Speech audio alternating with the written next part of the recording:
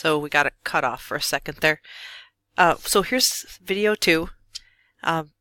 White Earth, the White Earth tribe is west of Bemidji, so it is quite far north in our state.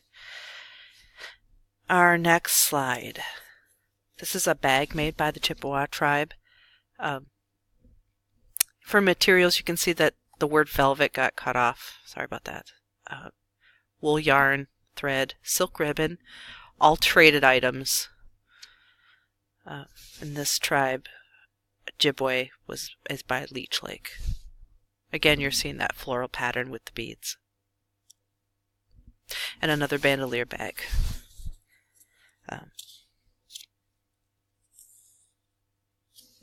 And just look at the materials. This is the velveteen cloth woven again. Same type of style of motif on the bag.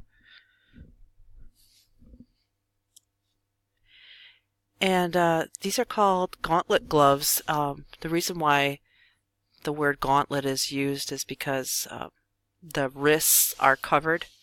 There's a lot of reasons why you might want gloves that cover the wrist. Like if you are in a fencing with swords, you would want your wrists covered. They make gloves that do that. Falconry, if you have a bird perched on your arm, you've got your wrist covered. Like in modern day, a welding glove would cover your wrist.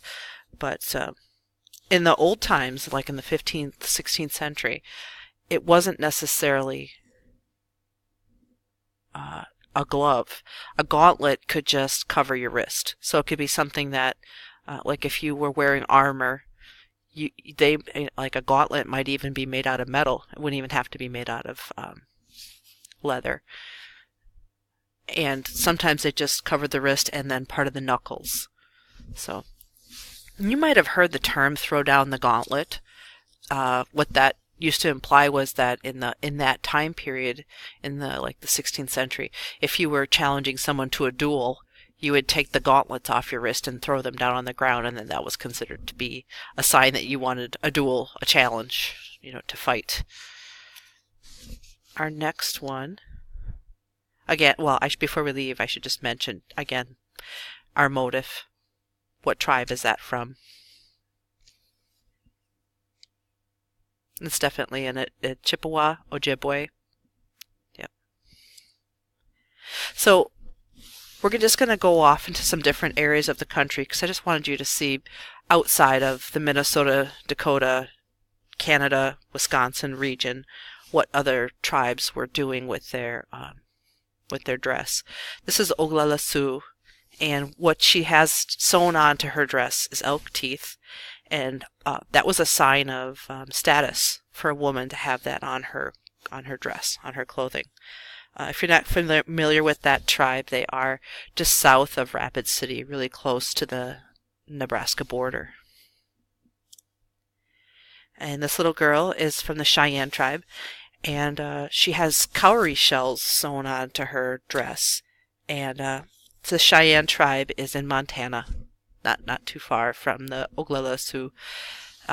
She has these shells, and some people wonder how the tribe got these shells because they're, Montana is not near an ocean where you would expect to find shells, and they actually have oral stories and records within that tribe that they were found along the shores of lakes and rivers, and how that happened to be. That's kind of a mystery. Moccasins. I've got a couple different pictures of moccasins.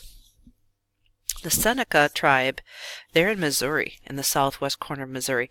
They're bordering Kansas, Oklahoma, Arkansas. And, you could put your thinking cap on again. Here, again, we have some materials that...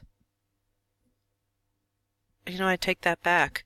I was going to mention that they have materials that would have been traded for, and the only thing I'm seeing on here that they would have traded for would be the silk ribbon, that red edging along the cuff of the moccasin. As I look at this list, the deer hide, the porcupine quills, other than the glass beads, these are things that a lot of these things they just harvested from the earth. And this set of moccasins, wow, red is a predominant theme in this tribe. I mean, I don't remember seeing quite this much red in the other things we saw.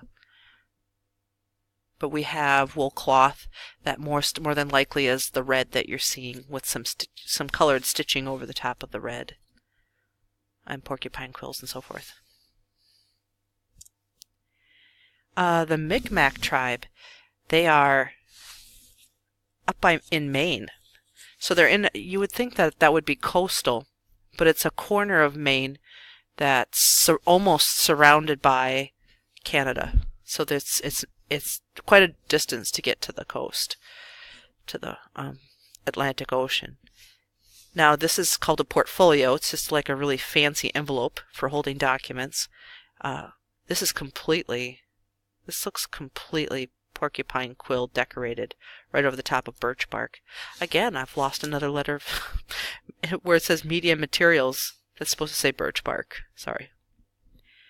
But silk ribbon, that would have been traded. But for the most part, most of these materials are their natural materials they can find.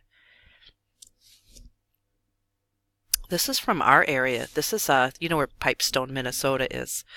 This is our tribe that would have been able to get this material from the southwest corner of our state. I just find this a really fascinating object. I'm looking at the pointed top, thinking that that must be what was intended to be the end of the ruler. At first I thought it was broken, but the more I look at it, I don't think that this is broken at all. You wouldn't consider this to be a normal ruler. It doesn't have the markings on it that you would be used to seeing. So my assessment is that these little raised areas, I mean, you must see at the top there that it looks like a scallop. It looks like little tiny pointed bumps all along the top of that edge. So that must be the markings. So I'd be curious to lay it up against a regular ruler and see how it compares, because it might not be 12 inches long. You know, the way that a ruler came about to be was, the reason why we call it a foot is because supposedly a king's foot was measured in England, and that's how long his foot was, and that was the standard measure.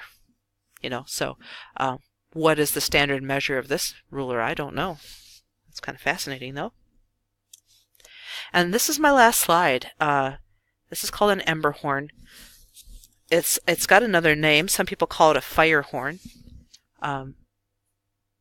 That is a bison horn that has been hollowed out. And I'm just curious if you can think what the use for this would be. So just think on that for a minute.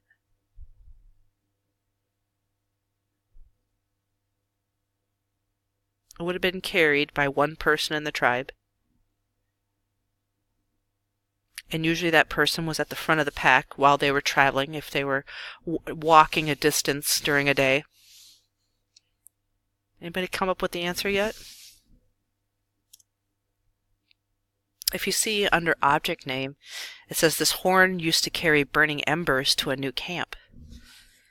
So using flint stones to create fire was pretty time consuming. And this was a more surefire way of doing it. So they would put kind of some punky, soft wood inside of this, and they would put a really large ember in, you know, as large as they could fit. And they said that the ember could stay hot for a week. You know, if it took that long to make next camp. And then they would let it roll out of the horn, and they would, you know, get their kindling, and they'd start their new fire. And then this was used over and over again as they traveled. So I find that pretty fascinating. And I'm assuming you can identify by now the decoration on here as beads and quills. So I hope that was really informative. And I'm going to ask you now to consider for a moment what you learned about tribes that tended to use almost all natural materials from their areas. Or, sorry, someone just poked their head in the door. Or tribes that maybe had 50-50. 50% natural materials and 50% traded materials. And I'm going to, my plan is to get you a map to look at, and so you can see the location of the Chippewa, the Ojibwe, and the different Dakota tribes. And then I'd like you to do a little bit of writing about what you think the reasoning is for that. Okay, thank you.